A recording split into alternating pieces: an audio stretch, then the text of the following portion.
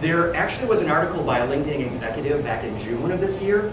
The algorithm goes through lots of changes, and this was one of those rare times when the executive actually tried to say and give some ideas on, here's how to get the best ROI out of LinkedIn. And it was a nugget, just lots of nuggets actually.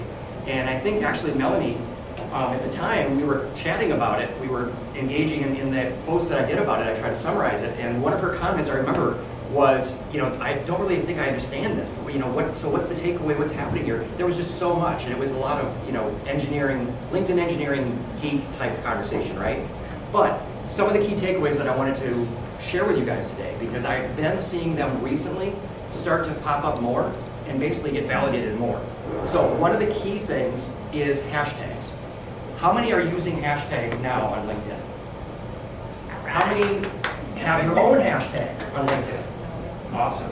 How many know of some really popular hashtags? The ones that have like millions of followers?